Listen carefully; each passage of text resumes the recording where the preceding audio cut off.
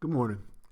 I want to talk to you real quick about George Floyd and 8 minutes and 46 seconds. You know, when I was younger, I used to wrestle, and the matches were 6 minute matches. I thought it was the longest 6 minutes of my life. And I ran track, and I was in the Marine Corps, and we used to run a lot. And they said the average person runs a mile in 8 minutes and 30 seconds. Walking down the aisle. Life-changing, hopefully life-changing for the better, approximately 4 minutes. But it also takes someone approximately 4 to 6 minutes to drown.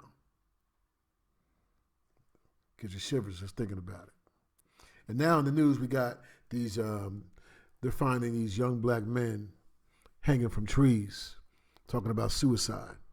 We know what's going on. But if you're lynched, it takes approximately 4 to 6 minutes for someone to stop moving. Stop kicking before they're, dead. Now, again, I want you to think about George Floyd in 8 minutes and 46 seconds. This law enforcement peace officer kneeled on another man's neck for 8 minutes and 46 seconds. 8 minutes and 46 seconds with his hands in his pockets, a smirk on his face as if he was proud. As if his arrogance was saying, no, not today, nigga. Not today, boy. As if he was performing for a crowd for 8 minutes and 46 seconds. It's been well over 400 years of us sitting on our porches watching you burn your crosses and now tiki torches. Raping and pillaging, lynching, shooting unarmed people, shouting racial slurs, raising your rebel flags like you're on a mission. Talking about all lives matter, we see no color, we God-fearing Christians. You're not even listening. And you're shocked there's protests and rioting? Oh my goodness, why are they doing this? Where does it come from? You forget those 3 little girls you blew up in that church and the massacre in Tulsa with your axe handles and guns. See, because rioting and looting didn't just start. It ain't nothing new. And as for where it comes from, we learned it from you. We are killed by the same officers who were sworn by us to protect us. They ain't killing everybody, just us, talking about law and order and the God they trust, without warrant, without justice. No justice, no peace.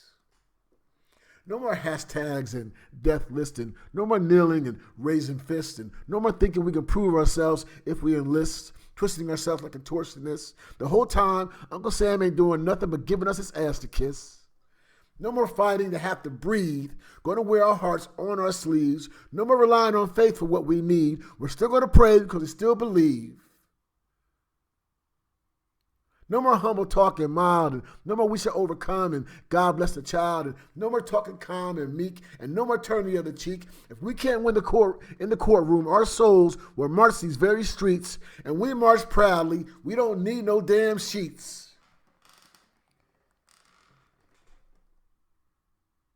The time is now for Black Lives Matter. The lights are on. The roaches are going to scatter. I want you to say it with me. I want you to say it loud. Say it with me. Black Lives Matter. It takes approximately 3 minutes to march a city block, and you can get downtown in 8 on the train, no stops. And a boxing match has 3-minute rounds. And if you skydive, it takes 7 minutes for your feet to touch the ground. Try staying still for 5 minutes, no moving around. What about silence for 9 seconds, no sound?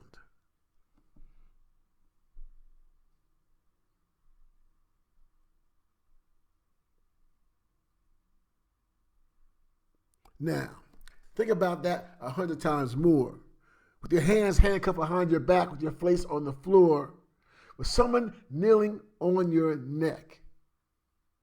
Think about it. Don't turn away. Don't turn it off. I want you to get upset. We got video and eyewitnesses, and yet people still trying to justify this law enforcement officer kneeling for 8 minutes and 46 seconds on George Floyd's neck.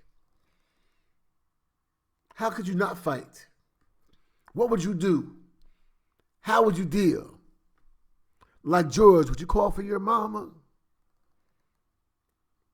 When it was over, how would you feel? I can tell you how you feel. You feel nothing because you be dead. George Floyd.